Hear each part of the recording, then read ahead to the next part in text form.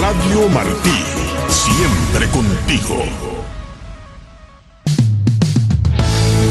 Radio Martí presenta Abriendo Espacios, el programa de la mujer cubana.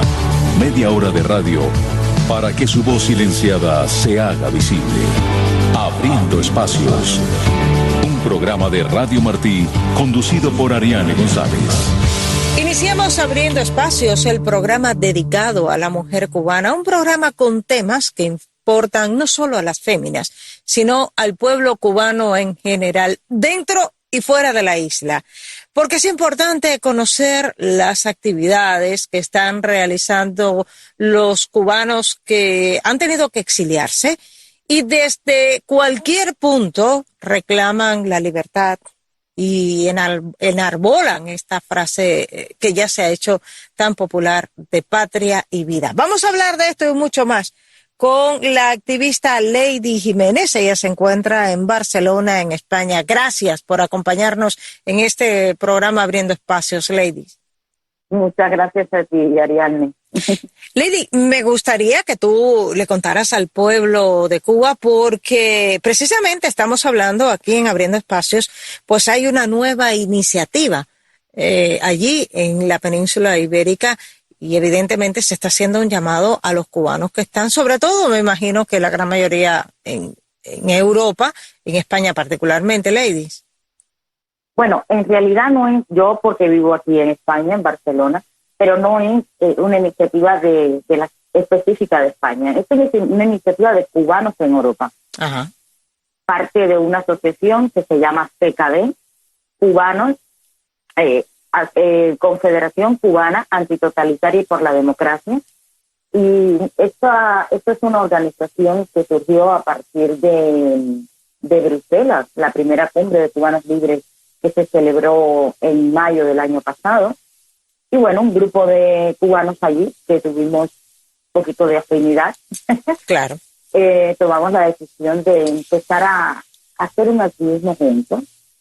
Y bueno, empezamos obviamente con lo que se tiene que hacer, la legalización de la ISBEL, la organización, que está asentada en Bruselas, ¿vale? En Bélgica. Y bueno, nada, haciendo nosotros pues, sesiones una vez legalizados y tal, decíamos, ¿qué es lo primero que queremos hacer? Tuvimos la oportunidad de vernos en Roma y luego en abril de este año nos reunimos en Suiza, ¿vale? En Zurich, en casa de uno de los miembros.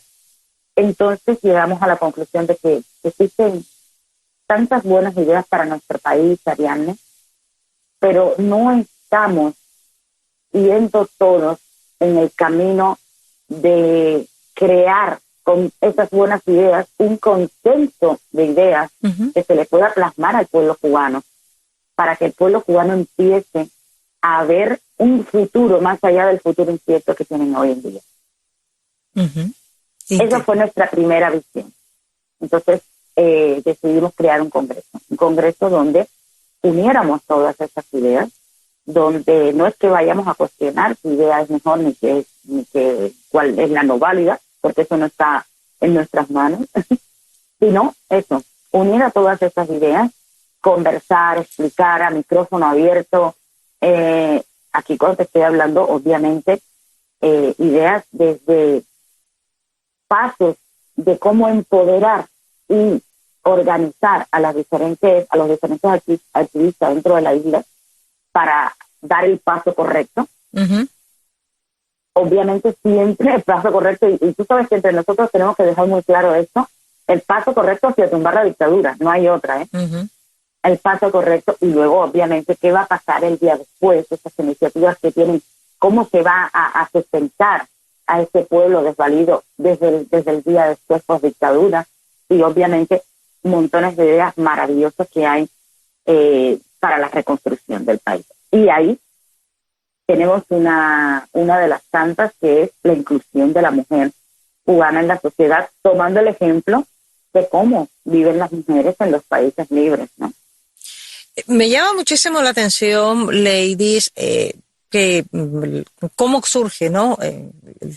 Esta organización, cómo ustedes están trabajando, porque como bien dices, hay muchísimas iniciativas, pero en muchas ocasiones existía la idea de que quizás los cubanos que estaban en otras partes del mundo, sobre todo en Estados Unidos, se organizaban mucho mejor que los cubanos que estaban en Europa, que quizás algunos tenían cierto, no quisiera decir temor, pero sino cierta, no sé, reticencia a salir hacia adelante. Y después del 11 de julio, muchas caras en Europa han salido, han denunciado la situación que se vive en la isla. Muchos cubanos, evidentemente, en los últimos años. Ha existido la migración cubana hace 64 años, pero sobre todo en los últimos 2 años ha sido muchísimo más crítica. ¿Cómo se ve esto dentro de la sociedad europea en estos momentos? Y si tú también has notado eso que te estoy comentando, ¿no? De que quizás ya la gente ha perdido de alguna manera, digamos que el miedo, ¿no? Entre comillas lo voy a poner. Mira, yo llevo muchos años así, me vine al principio de la década de los 90, y sí que es verdad que como que el tema político nunca se trató, al menos desde mi conocimiento, ¿vale? Uh-huh. No quiere decir que no hayan habido cosas que se hayan hecho desde mi conocimiento o masivo, como está pasando ahora. No se había tratado.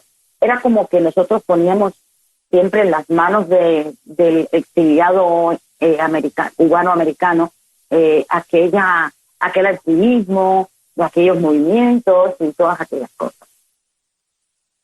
Pero cuando llegó el 11J, removió muchas emociones, y una de las cosas que nos empezamos a plantear era, o al menos yo me empecé a plantear, bueno, es verdad que los cubanos americanos nunca han dejado de mover, pero ¿qué ha pasado que en 64 años, pese a que han hecho cosas súper buenas, nunca ninguna ha logrado ser efectiva al 100%? Ninguna. Ni las impuestas por el gobierno, ni las accionadas por los cubanos. Entonces empecé a preguntar. Dentro de tantas preguntas, hubo una persona que me dijo, mira, Lady, una persona que lleva muchísimos años ahí en los Estados Unidos, aquí se hizo mucho, y me empezó a nombrar todas las cosas, ¿vale? Algunas las conocía y otras no. Algunas que conocía no las conocía hasta la envergadura en que las empecé a conocer. Uh-huh.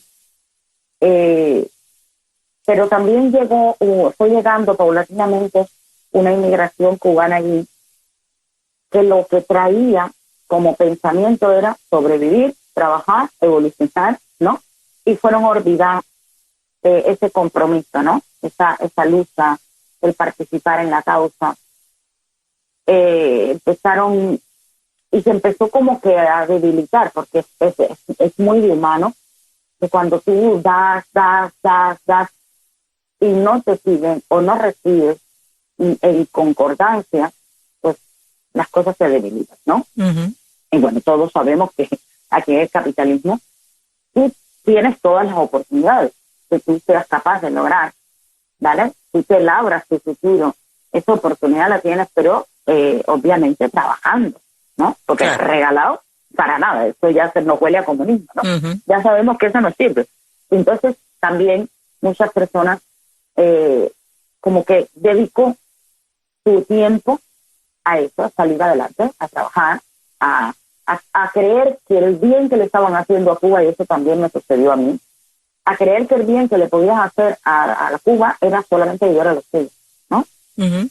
No nos dábamos cuenta de eso, de que lo que estábamos haciendo era realmente alimentando nosotros a esa dictadura, que formábamos parte de esa jaula de hámster, ¿no? Creada por el desgraciado, discúlpame la palabra, ¿no? De malévolo de Castro, donde a través de tener secuestrado a nuestra gente y tener habernos implementado esa ignorancia, ¿vale? Nosotros desde el corazón no comprendíamos y empezamos a retroalimentarles a ellos mismos, ¿no? Uh-huh.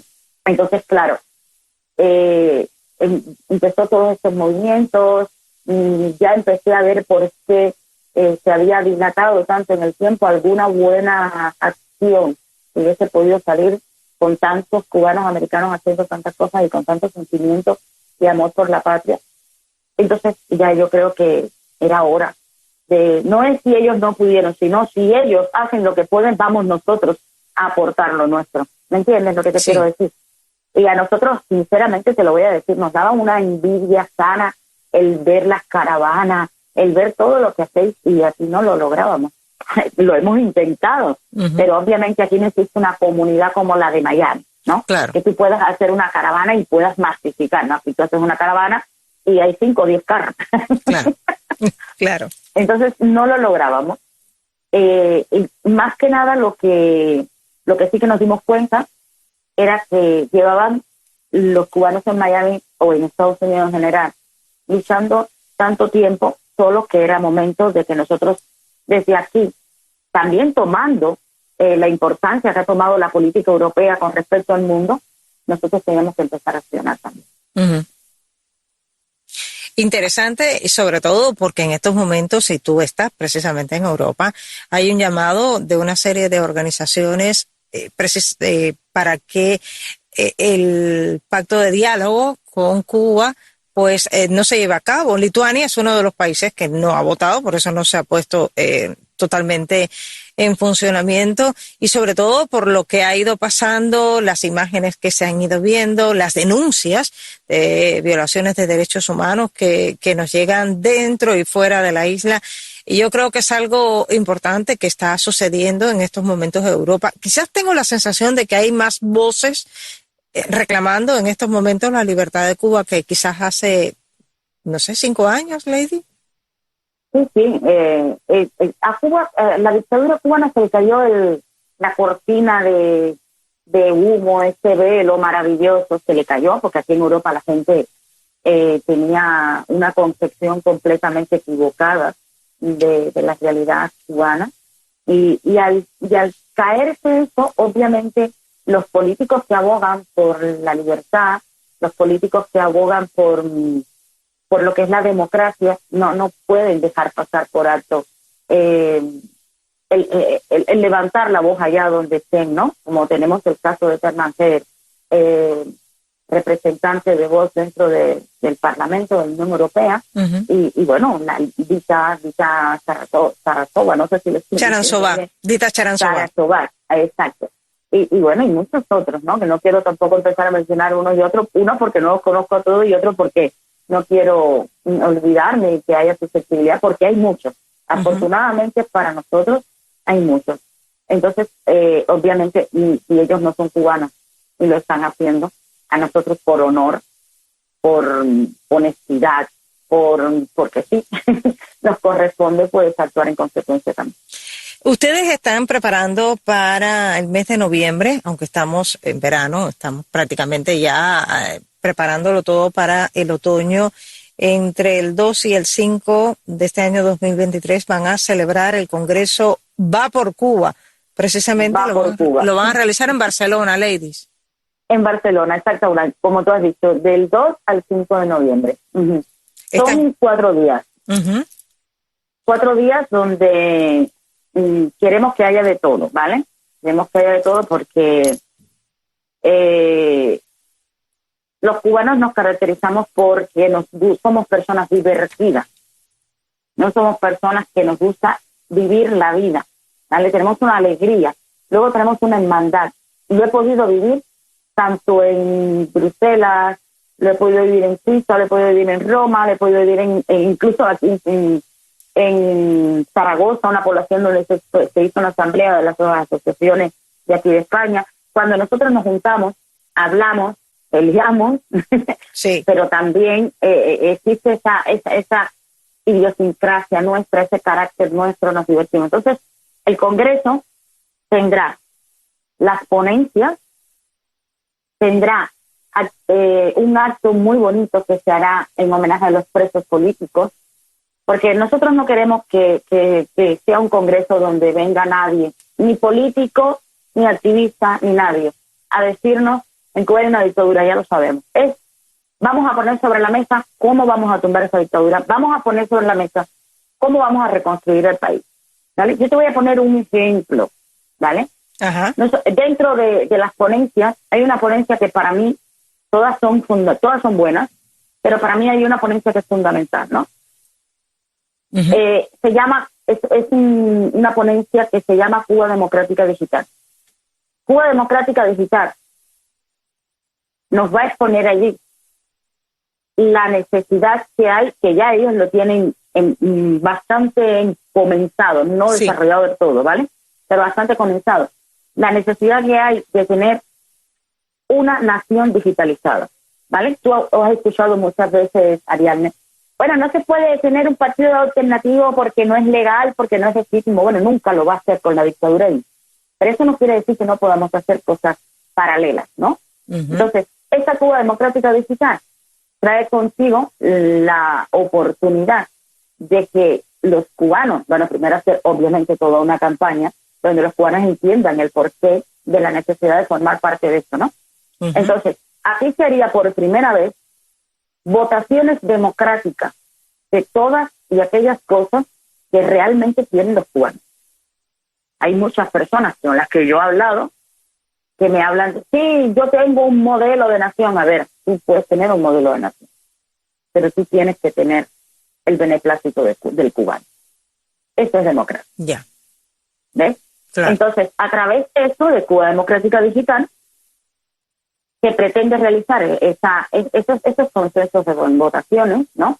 Que no tienen nada que ver con la dictadura, que somos nosotros mismos los cubanos que interactuamos, votamos, y todo se hará a través del sistema blockchain. Ya sabes que el sistema blockchain es descentralizado, es decir, que no lo puede manipular así como si nadie. ¿Y qué es lo que queremos aquí? Que el cubano por primera vez se sienta que vive en democracia, que tiene voz y voto. Por ejemplo, existen diferentes propuestas de constituciones. No tengo ni la menor duda en que todas y aquellas iniciativas constitucionales, ¿vale? Incluso una misma iniciativa tiene diferentes vertientes, ¿no?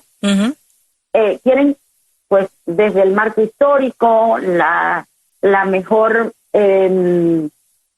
opción o opinión según su punto de vista para nuestro pueblo. Pero, ¿qué tal si ponemos y le preguntamos al pueblo que ellos realicen sus campañas como se hacen las campañas electorales, ¿no? Campañas de sus proyectos, y que luego se ponga en votación y nuestro pueblo decida cuál es la que quiere.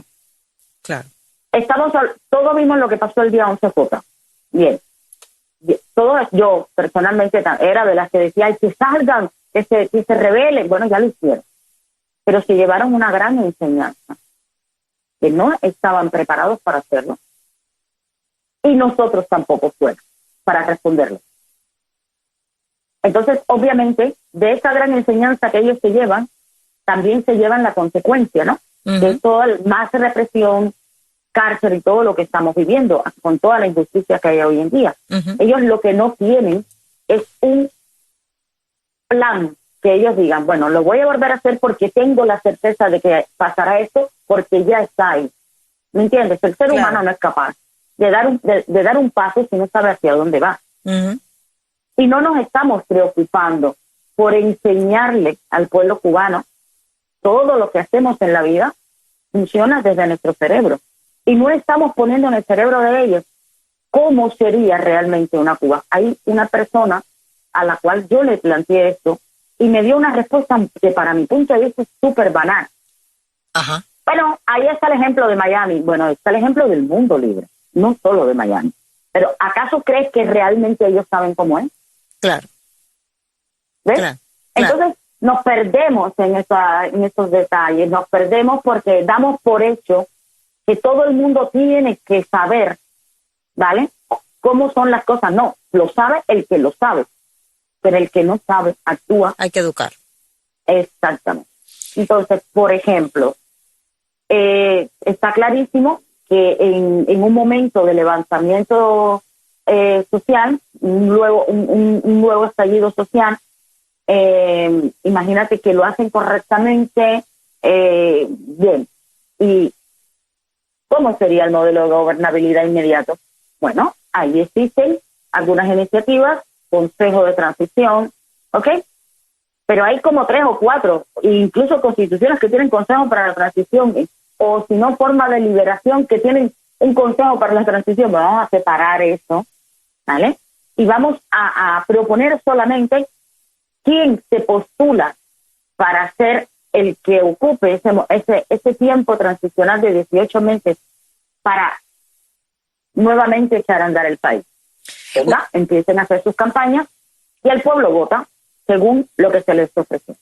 Algo así como lo que está, algo así más o menos como lo que está sucediendo en Chile, que se ha convocado un consejo para crear una nueva constitución, se ha sometido a votación primero las personas que iban a realizar esa nueva constitución, se sometió a votación la constitución, el pueblo dijo que no, hubo que volver a someter otras elecciones para seleccionar a los constitucionalistas y ahora en este momento, bueno, pues se encuentran debatiendo. Más o menos resumiendo, son cuestiones interesantes como siempre. Y quería preguntar... Sí, pero discúlpame un momento, Ariadne, porque fíjate, tú me has mencionado Chile y sí, es verdad, pero en Chile se hace porque se permite, ¿vale? Dentro por el partido político que les gobierna. En Cuba no va a pasar eso. En Cuba tiene que ser crear una nación, no un partido, no un gobierno, una nación que solamente se utilice para eso. Este modelo es más apropiado, en vez de mencionar a Chile, que yo te diga que ya fue utilizado, por ejemplo, por Estonia antes de liberarse de su dictadura. Sí. ¿Ok? Yo creo que la comparación es mejor por ahí, para que no se hable de no, porque fíjate tú lo que está pidiendo un plebiscito y va a buscar, cree que le van a permitir, así, no nos hace falta hablar con la dictadura, no pedimos permiso, solamente a los cubanos. Quería conversar también contigo, Lady, porque estás en Europa. Evidentemente, cuando uno sale de Cuba, la forma en que ve las cosas cambia, porque estás en el mundo libre, porque ves todo desde otra perspectiva. Ahora mismo, en estos momentos, según la última actualización, varias organizaciones están reportando un total de 116 presas políticas cubanas en las cárceles. La situación de la mujer cubana es precaria, evidentemente, debido a las condiciones políticas y económicas que se viven en Cuba. ¿Cómo ven los españoles o los europeos en general esta realidad de la mujer cubana, teniendo en cuenta las políticas que van dirigidas fundamentalmente a las mujeres en los países europeos? ¿Cómo ven esta situación? Vale. Mira, existe una cosa que aunque se les haya caído el velo, la cortina de humo a la dictadura, todavía el europeo, sobre todo la parte española, que es de la que más te puedo hablar, claro, les cuesta mucho comprender lo que es un daño antropológico, les cuesta mucho entender por qué la gente no actuó, por qué la mujer cubana está en las condiciones en las que está, ¿no? Tanto la activista como la madre común, ¿no? Uh-huh. Entonces ellos ellos simplemente preguntan, ¿por qué no hacen nada? Pero ¿por qué no hacen nada, no?